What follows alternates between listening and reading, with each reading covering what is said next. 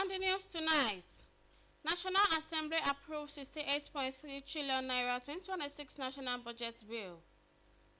As National Police Day enters day 2, officers, men of Ijebu Ode Area Command joins their counterparts nationwide on a walkathon.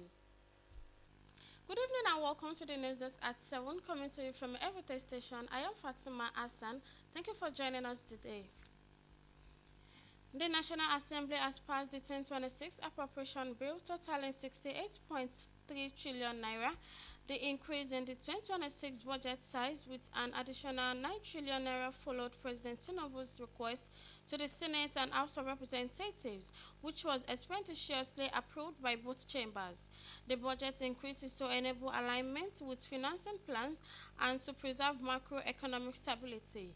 The Senate and House of Representatives also approved two separate loan requests from the President. The first is for a $5 billion loan from the First Abu Dhabi Bank of the United Arab Emirates to establish an external financing program. The other request was for the sourcing of $1.9 billion from Citibank of London to enable the upgrade of the Apapa and Tin Can Island port in Lagos. In a show of unity, fitness, and community engagement, the Inspector General of Police, Olatunji Diso, led officers and stakeholders on a walkathon in Abuja as part of activities marking National Police Day. Francis Fong reported that the force hit the streets of the Federal Capital Territory in the early hours of today in a vibrant walkathon aimed at promoting fitness, unity, and stronger police-community relations. The exercise led by the Inspector General of Police, Olatunji Diso, commenced at the first headquarters, moving through major routes to Unity Fountain and back to the starting point. Trained in the sun, we were trained in the rain. And for us, we do not have a weather. And today we have been able to display the spirit of the Nigerian police force. We want everybody to join the train. We want to break that spirit of we versus them. We have agreed that the citizens of this country are the bosses. We are to work for them. And at the same time, we are using this period to plead for everybody to support the Nigerian police force. Every day, policemen are working day and night. Policemen are dying day and night. I want you to know, every time a policeman is killed, every time a soldier is killed, every time a member of the security forces is killed, somebody defending you has been killed. We are to protect you, at the same time protect us as well.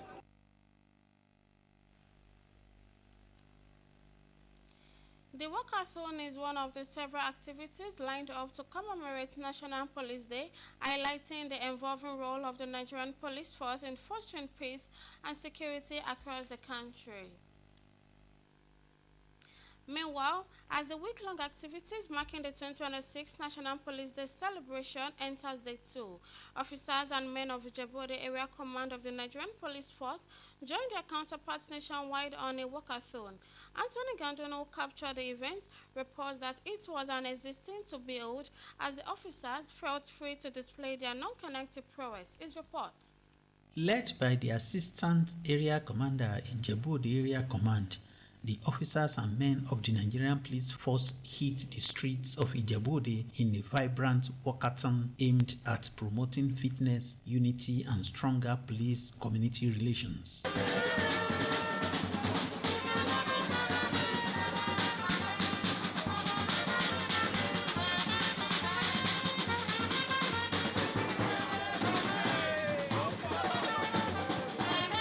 The exercise commenced at Igbeba Area Command Headquarters, winding through major routes and returned back to the starting point. Also involved in the walkathon were members of the Police Community Relations Committee Ijebu Ode Area Command. The chairman, Hakeem Mashika, said the exercise was one of the several activities lined up to commemorate National Police Day, adding that the evolving role of the Nigerian police force in fostering unity, peace, and security across the country can never be underestimated. We are the bridge between the public and the police. There are some areas that police cannot really know what is happening. Since we are the community, We live within them, so we know what is happening in the community. So we are the one that will let police knows where and when they can assist the community. The theme of this year's National Police Day 2026 is Community Partnership, Building Trust. Day 3 of the event will feature sensitization of members of the public, sensitization of driver, while the last day will feature presentation of checks to family of deceased officers across the country. Nta Ijebu Ode, Anthony Gandonu, NTA News. The arraignment of the former governor of Kaduna State, Nasir El-Rufai, before the State High Court sitting in Kaduna has been stalled. This is due to the absence of El-Rufai's co-defendant, Ahmadu Sule, in court. Suraj Abdullahi reports that El-Rufai as a defendant in another matter bordering on alleged financial fraud before the Federal High Court, Kaduna Division, for the hearing of the preliminary applications filed by the Defense Counsel. The report. At the State High Court sitting in Kaduna, the immediate past governor of Kaduna State, Nasir El-Rufai, appeared before the court for his arraignment. El-Rufai was to be arraigned alongside his co-defendant Ahmadu Sule before the court. However, the absence of Ahmadu Sule in court stalled the arraignment of the due in a 10-count charge before the State High Court, Kaduna. The defense counsel told the court that Ahmadu Sule was hospitalized, hence is absent from court. Due to the absence of the co-defendant, the presiding judge, Justice Dairos Kobo, adjourned to 13 April 2026 for proper arraignment. Justice Dairos Kobo equally ordered El-Rufai to remain in ICPC custody until the adjourned date. El-Rufai is facing a 10-count charge filed against him before the State High Court, sitting in Kaduna by the ICPC. The charge borders on alleged abuse of office. Also, this Tuesday, El-Rufai appeared before the Federal High Court Kaduna Division. The court was billed to hear the preliminary applications filed by the defense counsel. In this case, El-Rufai is standing trial on a 10-count charge, while his co-defendant, Joel Adoga, is facing trial on 1-count charge. During their arraignment, the defendant pledged not guilty to the charge. The matter before the Federal High Court has been adjourned to 1st April 2026 for the hearing on the defendant's bail applications. From Kaduna, Suraj Abdullahi, NTA News. The federal government has declared an end to the era of unregulated automotive imports. This is as the Minister of State Industry, John Owen Eno, launched VCAP, a mandatory pre-shipment certification program that promises to sanitize Nigerian roads and supercharge the local automotive industry. Benny Adams report that the launch in Abuja signals commencement. They report. In today's high-stakes global trade, Nigeria is making a bold play for quality over quantity. The newly launched SON-NADDC VCAB initiative effectively shuts the door on substandard imports before they even leave foreign shores. No vehicle or automotive product shall be imported, shall be cleared, or shall be registered or licensed without valid VCAB certification. And any non-compliant import shall be subject to refusal of clearance, shall be subject to seizure or sanctions under applicable laws. I mean, this is not a proposal or a pilot. This has become government policy. Under this new regime, the Nigeria Customs Service will no longer proceed to valuation without a VCAB certification of conformity, while the Central Bank of Nigeria has tied import financing and Form M approvals directly to these safety standards, and the FIRSC, as well as the state governments, are synchronizing registration systems to ensure that a vehicle failed at the port is a vehicle failed on the road.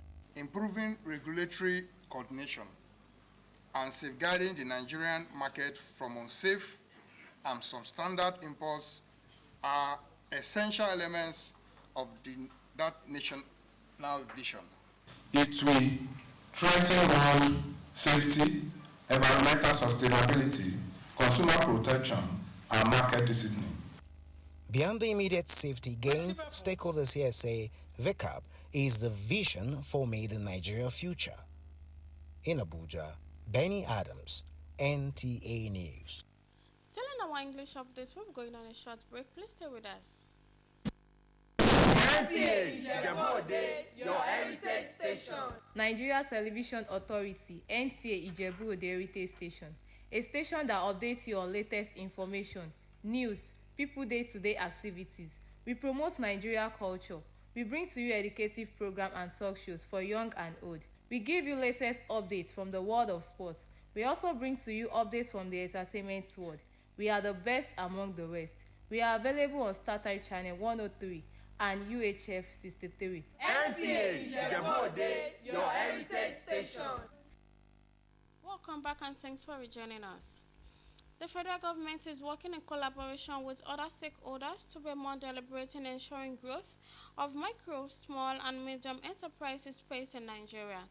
To achieve this, the Office of the Vice President has opened a portal for the renewed Hope National Micro, Small and Medium Enterprises Awards 2026 from the 7th of April to the 7th of May 2026. Vice President Kashim Shettima at the National Council on MSME meeting directed the Special Advisor on MSME and Job Creation to enhance the financing of small businesses in the country to expand opportunities among Nigerians.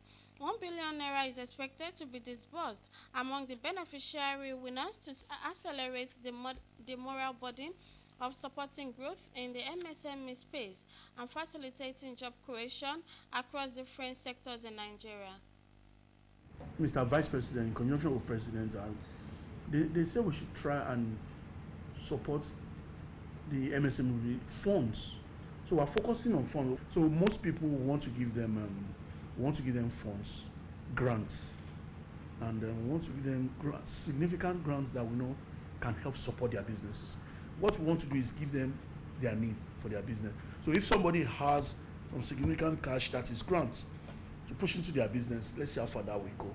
From the organization to the we are going to be spending with the cooperation of all our partners well over R1 billion for these awards. Wow. That was the kind of rewards that we need. This avenue is a strategy to provide guidance, resources, opportunities, and a workforce to support small businesses aimed at providing more jobs for Nigerians.